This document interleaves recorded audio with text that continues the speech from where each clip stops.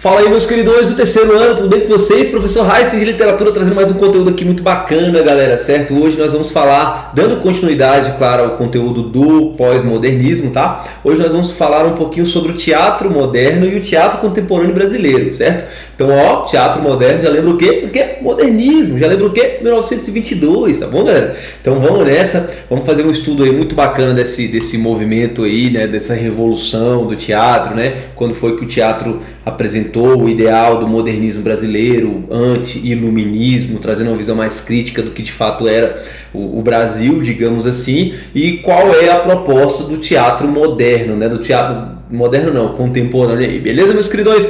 Vamos nessa, então vamos avançando aqui. Essa aula de hoje, galera, vai ser muito tranquila, muito rápida, porque esse conteúdo, ele é um conteúdo que a gente precisa analisar melhor as obras e tudo mais, com mais tranquilidade depois individualmente. É importante também a gente destacar aqui, galera, que a gente precisa evocar aí, lembrar de um conteúdo que a gente estudou lá atrás, né? Que de acordo com Aristóteles a gente lembra aí que existiam basicamente três formas de produzir os textos ali, né? Que foram a gente teve os gêneros literários que foram apresentados, né, por ele, que foram o gênero lírico, o gênero dramático e o gênero épico, certo? Isso aí entra no gênero dramático, beleza, queridões? Que é aquele texto, né, gente, é aquele gênero literário que tem como objetivo ele foi escrito para ser de fato interpretado. Então vai ter um elenco, nós teremos os atores, né, nós teremos as falas, teremos as rubricas, né, que são instruções ali que os autores devem seguir, nós teremos os figurinos, teremos os cenários, não teremos ali um narrador, né, não vai ter ninguém narrando, por quê? Porque a fala das personagens, a interação, os cenários, os figurinos e tudo, né, já mostra pra gente que o tempo passa, que as coisas vão acontecendo. Tá bom, galera? Então a gente entra nessa parte do gênero dramático e especificamente dentro do teatro, beleza? Primeiro a gente vai fazer uma análise do teatro moderno, certo? Para depois partir aí para o teatro contemporâneo brasileiro, beleza, queridões? Vamos nessa, isso faz parte, como eu disse, do conteúdo aí do pós-modernismo, né? Que se fortaleceu principalmente lá nos anos 60, trazendo aí uma nova proposta, certo, queridões? Vamos juntos então? Primeiro, gente, qual era o contexto histórico ali? A gente teve uma renovação do teatro brasileiro, beleza? Primeiro, a gente teve a Semana de Arte Moderna, que ocorreu em 1922, né, galera? Que trouxe o impulso da brasilidade nas artes, mas o teatro ainda demorou um pouquinho para mudar, tá? Isso é importante a gente destacar, porque foi só lá nos anos 60, 1967 mais ou menos, que a gente teve uma obra lá do Oswald de Andrade, que depois é que ela foi de fato interpretada, certo?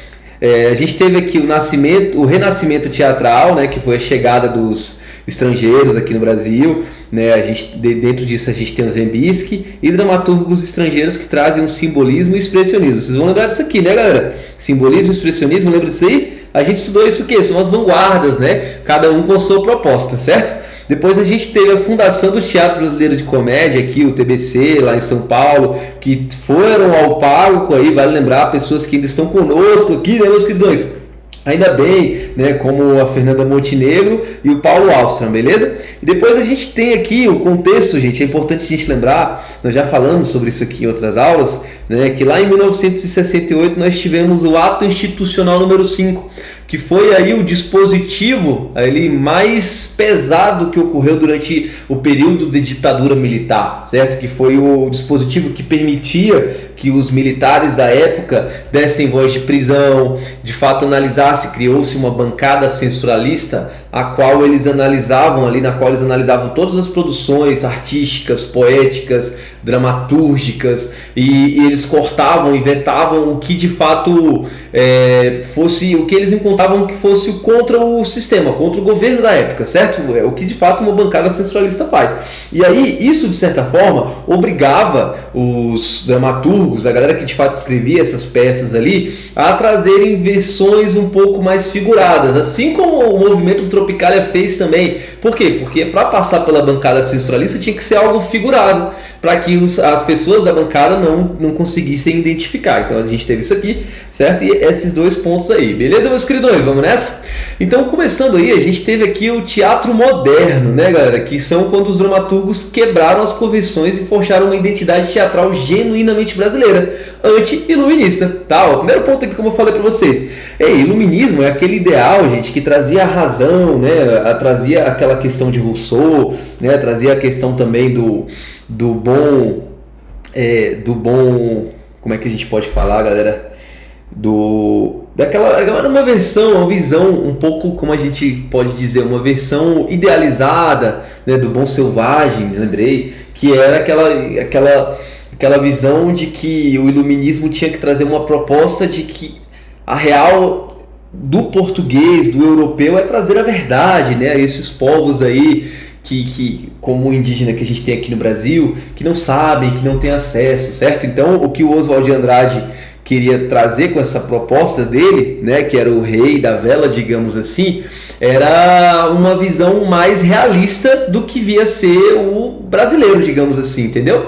Então ele quebrou convenções antigas e criou uma identidade teatral genuinamente brasileira. E aí a gente tem o Rei da Vela, do Oswald de Andrade, que é uma sátira feroz e caricaturada da burguesia e da submissão do Brasil ao capital estrangeiro, né? Foi encenado de fato apenas em 1967 pelo Teatro Oficina, galera. Então isso aqui é importante, tá bom, queridões? Aqui, ó, 1967, pelo Teatro Oficina, como eu falei para vocês. É por isso que a gente disse que, de fato, demorou para chegar, certo? Aqui, porque a Semana de Arte Moderna aconteceu em 1922, né? Não foi exatamente em 22 que esse ideal do modernismo chegou ao nosso teatro. É uma data recente demais, galera. Beleza? Então a gente tem aqui, ó, os países inferiores têm que trabalhar para os países superiores como os pobres trabalham para os ricos. Eu sei que sou um simples feitor do capital estrangeiro, certo? Então tem esse pensamento irônico, né, com certeza, de alguém que é colonizado, de alguém que é um povo subclassificado, digamos assim. Tá bom, queridões? E essa peça foi escrita em 33 e só foi ensinada em 67, como eu falei para vocês. Depois, galera, nós teremos aí a obra Vestido de Noiva, né, do dramaturgo Nelson Rodrigues, e que ele trouxe uma revolução porque ele trouxe 3 planos cênicos simultâneos ali, né, galera? Foi o grande divisor do teatro nacional. Por quê, meus queridões? Porque de fato ele inovou ao usar 3 planos cênicos simultâneos no palco, que foram a realidade, a questão da memória e a alucinação, certo? E o material destaca as suas 3 fases, né, que foram as peças psicológicas, míticas e tragédias cariocas, certo, galera? Então se liga aí, ó. A gente tem aqui um trecho, né, gente? Olha lá. Madame Clesse morreu, olhando para as mulheres. Que é que estão me olhando? Não adianta, porque eu não acredito, certo, gente? Então a gente tem esse trecho muito tranquilo, certo? A gente tem aí... existia, gente, toda essa obra ela trazia ali uma série de questões humanas também, né? Por quê? Porque... a Laíde e Lúcia, que eram 2 personagens da obra, elas de fato se rivalizavam, né, galera, pelo mesmo homem. Então a mente de Alaíde oscila entre o real e a obsessão, né, a loucura, né? Então a peça de fato ela visitava esses vários universos ali da personagem, tá bom, meus queridões? Depois a gente tem mais uma obra aí, galera, certo? Pera aí, vamos lá. Depois a gente tem mais uma obra aqui que foi Dias Gomes e o Pagador de Promessas, tá, galera? Que de fato foi um choque entre o Brasil rural e o Brasil urbano e mostra a intolerância religiosa contra o sincretismo de Zé do Burro, certo? A adaptação para o cinema venceu a Palma de Ouro lá em Cannes, beleza, queridões? Então, o que a gente tem aqui? Estrutura trágica com unidade de tempo e espaço, tá? Choque entre o Brasil, como eu falei para vocês, o Brasil rural e o Brasil urbano, crítica à intolerância religiosa e ao preconceito. Zé do Burro carrega uma cruz para pagar promessa a Santa Bárbara.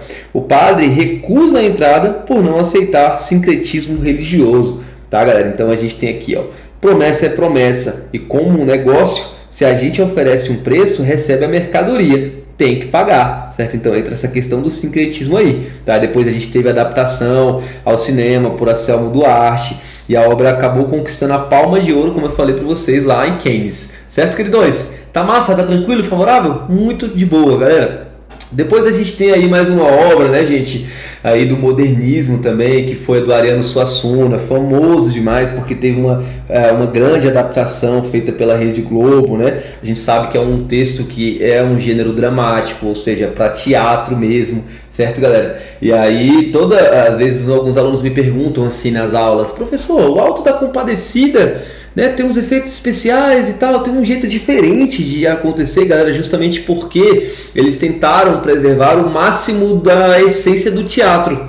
Então vocês vão ver, na verdade, são cenários, né? E a forma como as personagens falam é uma tentativa de manter o real ali, mas vale lembrar também que o Alto da Compadecida ele teve uma série de adaptações, porque o real Alto da Compadecida, primeiro entram os palhaços, tocam uma trombeta e apresentam os personagens e tudo mais, de uma forma bem diferente que a gente não vê. Por quê? Porque o da Globo é uma adaptação, tá bom, queridões?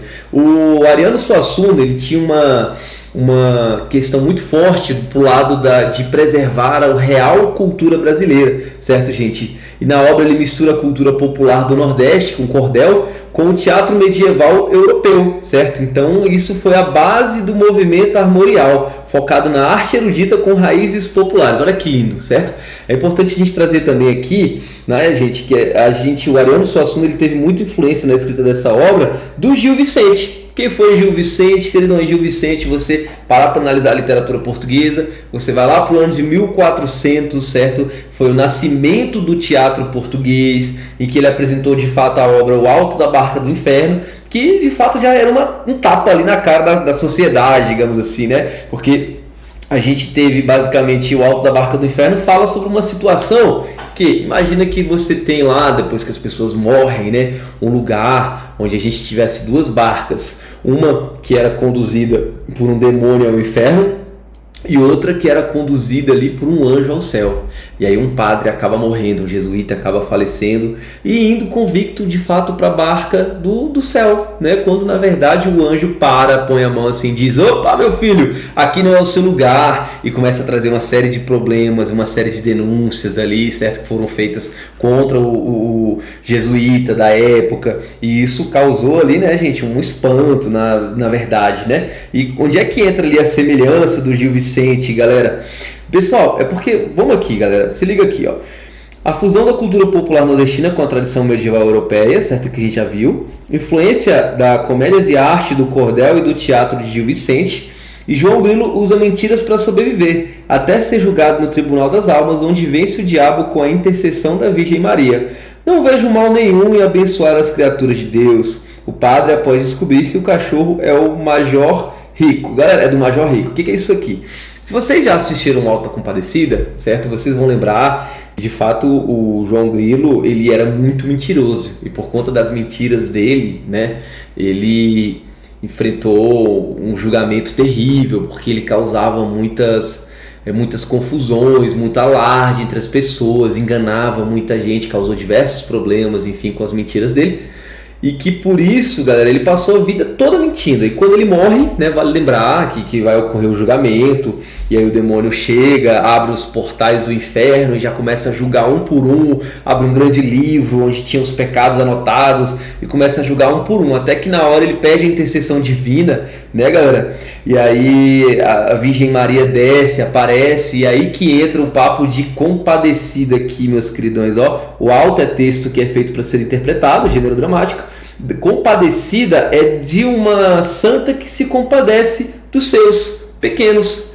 E aí ela se compadece porque ela fala que a mentira foi a única estratégia que João Grilo usou para sobreviver. E aí ela acaba se compadecendo de todo mundo. Vocês vão lembrar disso aí. Porque a gente teve o cangaceiro, que matou muita gente em toda a sua vida, mas que carregava um trauma terrível, porque entraram na casa dele e mataram toda a sua família. Aí a gente tem a mulher adúltera, a gente tem os padres envolvidos em esquema de corrupção, a gente tem o João Grilo, que é o mentiroso e o mentor, e a gente tem também o Chicó, que é alguém que se deixa levar pela mentira com muita ingenuidade, entende? E aí a gente tem um monte de gente, um monte de pessoas com problemas pecadoras de toda sorte, de todo jeito, mas que ela acaba se compadecendo de todos no final da obra, certo, gente? Então é importante a gente trazer isso aí. E o Ariano Suassuna, galera, ele foi o criador de um movimento, certo? Na época, que foi o movimento armorial, que foi a arte brasileira erudita baseada na raiz popular. Olha que lindo, isso aí é muito legal. Beleza, queridões?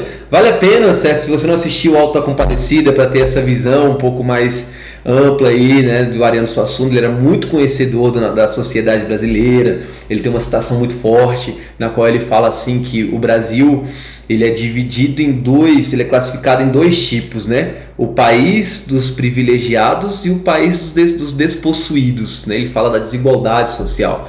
Então ele traz isso muito forte, ele conhecia muito a nossa cultura e trazia essa proposta aí, certo, queridões? Todo mundo está entendendo? Eu espero que esteja tranquilo aí para vocês, vamos avançando.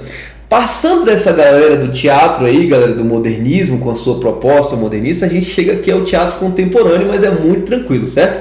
Então, pela primeira vez, dentro do teatro contemporâneo, a gente tem a voz dos trabalhadores, a resistência coletiva e o palco como uma arena de luta social, perceberam? Então, ali vai ter, de fato, o operário, alguém que é oprimido, alguém que sofre pão que o diabo amassou, assim, para poder viver, para poder existir ali nessa sociedade que é tão desigual, certo, queridões? Então, a gente avançando ali, primeiro, né, a gente tem Gianfrancesco, né, de Guarnieri, e eles não usam black tie, né, de 1958. A gente tem o realismo crítico com linguagem popular autêntica, drama social de natureza épica, personagens operários, não aristocratas, conflito geracional, né, gente, aqui na obra, que a gente tem o Otávio, que é o pai grevista, contra Tião, filho que fura a greve em busca de ascensão social. Então a gente tem essa aí, ó, o operário, né, que entende já que a forma que ele tem de conseguir as coisas é o único recurso, às vezes, que ele tem é de fato fazer greve, porque a situação está insustentável, ele não consegue mais. Só que seu filho, que ainda não entendeu essa sistemática, querendo ascensão social, de repente ser promovido, ele fura a greve para tentar conseguir talvez uma promoção, digamos assim. Então existe esse contraste ali, certo? Beleza? Então, ó, não foi por covardia e não me arrependo. Medo da vida. Você teve. Preferiu brigar com todo mundo, preferiu despreza, que seria a fala das personagens aí, esse é o contexto, tá bom, gente? E aí ela aborda muitos fatores, né? A questão do amor, laços familiares tensionados pela luta de classes aqui, muito importante. Aí entra, gente, aqui esse realismo crítico, tá? Lembra lá do realismo do Machado de Assis? Quando eu falo realismo crítico aqui, eu tô falando de uma sociedade, um viés, uma perspectiva que de fato traz aquela sociedade como é, descrevendo essa sociedade, só que um pouco com um olhar um pouco mais crítico sobre a desigualdade, quase com aquele ideal do teatro engajado, do teatro como ferramenta de denúncia social, que vai trazer as desigualdades, que vai trazer a corrupção, que vai trazer um povo oprimido, que vai trazer de fato aquela galera em alta ascensão, que goza de todos os direitos e rouba de todas as formas possíveis ali dos menos privilegiados. Certo, queridões? A gente tem a questão da solidariedade, a greve como ato coletivo de dignidade operária, tá certo? E apenas às vezes com uma única opção, a única moeda de troca, certo? É fazer o patrão sentir no bolso. Depois a gente tem aqui o sentido de esperança, né? Que existe uma ação coletiva como forma de resistência e transformação. Então, atenção, realismo crítico entra nisso, apresenta a sociedade como ela é, com as suas desigualdades, certo? Mas com um olhar mais crítico, engajado. Drama social de natureza épica. Gente, quando eu falo de natureza épica, eu estou falando do gênero literário épico, aquelas grandes histórias, grandes acontecimentos ali, certo? E conflito geracional, né? Vai falar de um pai contra um filho, o pai grevista e o filho que quer ascensão social, e os dois acabam brigando por isso, certo, gente? Tá tranquilo, meus queridos? Essa aula foi muito tranquila, eu espero que vocês tenham entendido aí. A gente falou sobre o teatro do modernismo e a gente falou também sobre o teatro contemporâneo com a sua contribuição, certo? Cada um a sua maneira, tá bom, galera? Podem voltar à aula sempre que precisarem, dê uma pausa, verifiquem tudo que for necessário aí, certo? Anotem tudo, certo? Porque isso aí também pode cair muito em prova, nas provas de vocês aí no dia a dia. Agradeço mais uma vez aí, galera do terceiro ano, atenção, estudem muito que vai valer a pena. Até mais, pessoal!